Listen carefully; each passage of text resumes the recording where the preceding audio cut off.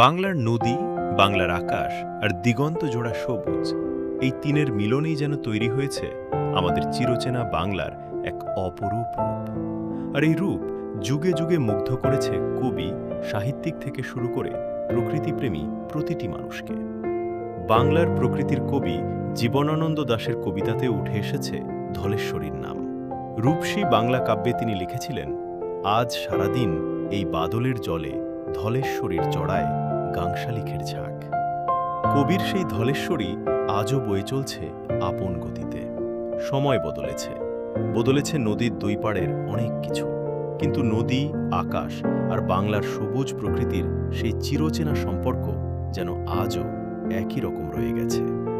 আজ আমরা পাখির চোখে দেখছি সেই ধলেশ্বরী নদী আর তার চারপাশে ছড়িয়ে থাকা অপরূপ বাংলাকে। বাংলাদেশের অসংখ্য নদ নদীর মধ্যে ধলেশ্বরী আমাদের পরিচিত একটি নদী।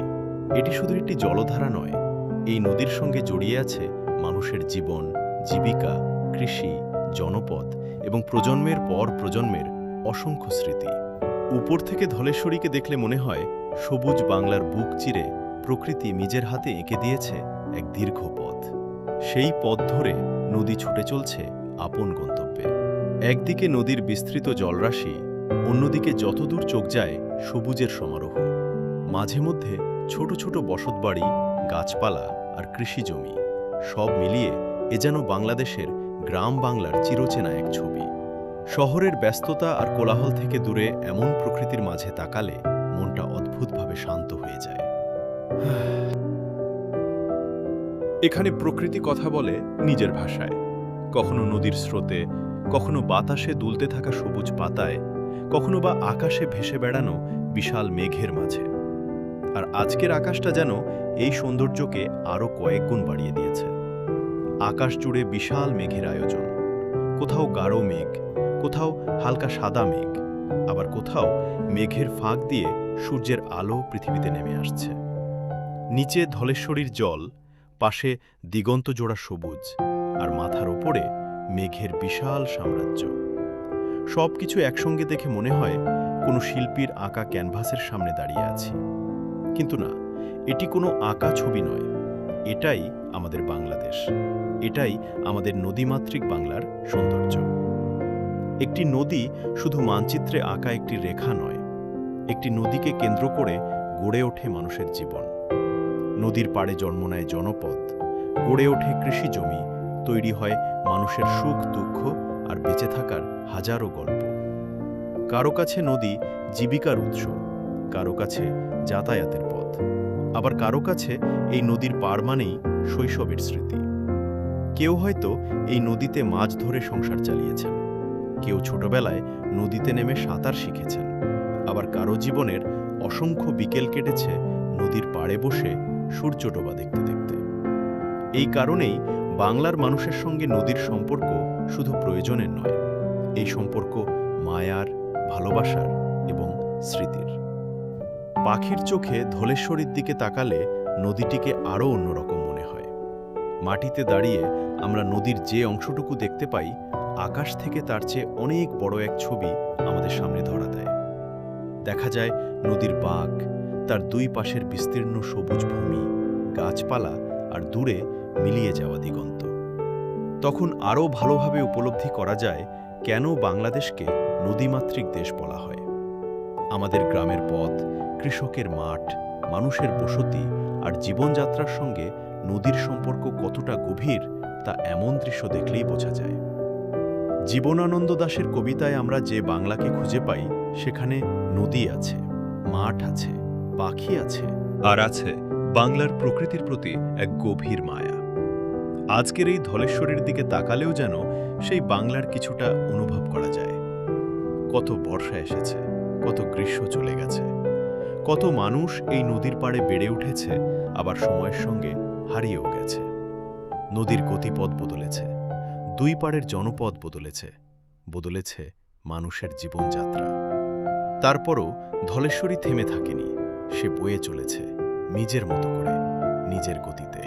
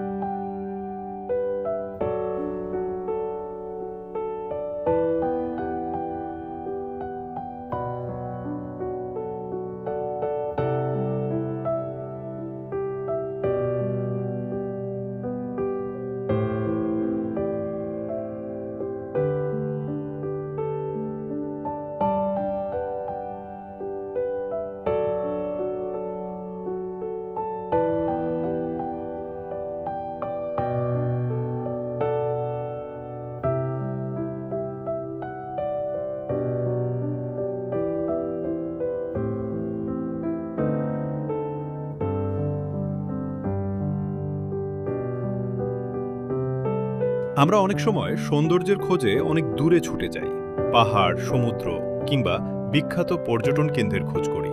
অথচ আমাদের চারপাশেই ছড়িয়ে আছে এমন অসংখ্য জায়গা যেগুলো সৌন্দর্য হয়তো আমরা কখনো মন দিয়ে দেখিনি।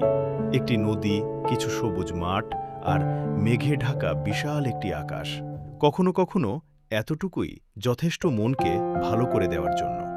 ধলেশ্বরীর এই রূপও ঠিক তেমন। এখানে কোনো কৃত্রিম আয়োজন নেই, নেই মানুষের হাতে তৈরি কোনো বিশাল স্থাপনা। আছে শুধু প্রকৃতি, আর সেই প্রকৃতি নিজের মতো করে সাজিয়ে রেখেছে নদী, মাঠ আর আকাশকে। কবির কবিতার সেই ধলেশ্বরী আজও বয়ে চলে। নদীর পানি প্রতিনিয়ত বদলে যাচ্ছে, সময়ের সঙ্গে বদলে যাচ্ছে তার চারপাশ। কিন্তু নদীকে ঘিরে বাংলার মানুষের যে মায়া, সেই মায়া হয়তো কখনো বদলাবে না। এই নদীগুলোই আমাদের বাংলার প্রাণ। এই সবুজ মাঠ, মেঘে ঢাকা আকাশ আর নদীর বয়ে চলার মধ্যেই লুকিয়ে আছে বাংলাদেশের আসল সৌন্দর্য। তাই প্রকৃতিকে ভালোবাসুন, নদীকে ভালোবাসুন এবং আমাদের চারপাশে ছড়িয়ে থাকা এই সৌন্দর্যকে রক্ষা করুন। সবাইকে আমার চ্যানেলের ভিডিও দেখার জন্য আন্তরিকভাবে ধন্যবাদ। প্রতিবারের ন্যায় এবারও চ্যানেলটাকে সাবস্ক্রাইব ও ফলো করার অনুরোধ জানিয়ে শেষ করছি আজকের ভিডিও। আবারও আমরা বেরিয়ে পড়ব বাংলাদেশের কোনো অচেনা পথে, খুঁজে দেখব আমাদের ইতিহাস, ঐতিহ্য, প্রকৃতি আর গ্রাম বাংলার লুকিয়ে থাকা অসাধারণ সব সৌন্দর্য। ততক্ষণ পর্যন্ত ভালো থাকুন, ভালোবাসুন প্রকৃতিকে, ভালোবাসুন নদীমাতৃক এই দেশকে, ভালোবাসুন আমাদের অপরূপ বাংলাদেশকে।